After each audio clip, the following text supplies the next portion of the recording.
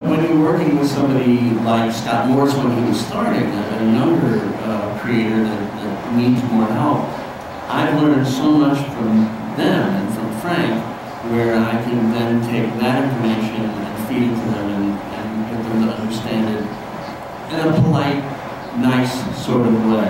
Not all editors are like that. Some of them are, just don't have time for the extra words to be nice and just go, oh, it looks like crap, fix it. And you're off not knowing exactly what to fix.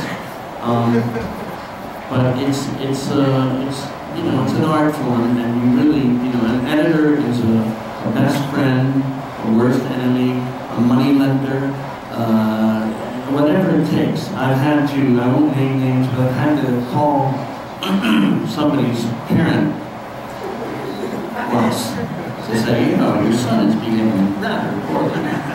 And they didn't like that, but I got my book, I got it in on time. So you just have to do whatever it takes to make sure that you're protecting them from themselves. Because sometimes the creator is so close to the material, they don't understand that they've gone too far, or they haven't said it correctly or clearly enough to be able to convey the emotion or the thought that they're trying to get. So it's fun. Part of the reason why I think I've gotten good at it is my brother wanted to be a writer when he was a young guy, and I was 9 and he was 14. But he wouldn't write. He would tell me the stories for hours. And I was his continuity cop. And then she had strawberries, and I go, 3 hours ago you said she would hate strawberries. So what are you talking about? Kind of making a bold thing there, but that's what I was, as continuity cop. And I had a lot of patience to sit and listen for 4 hours to that story that will never be printed because you would never write it down.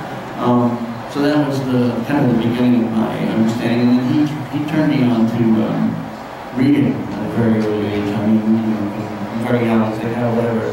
But by 12, I couldn't stop reading. I was just a voracious, insane reader. And he also took me to a lot of movies. So I use film a lot because it's an easier bonding. More people have seen more films because there are far less films than there are novels. Not everybody has read every novel, so I can go and mention Stanley Kubrick film, and everybody got it. I understand it.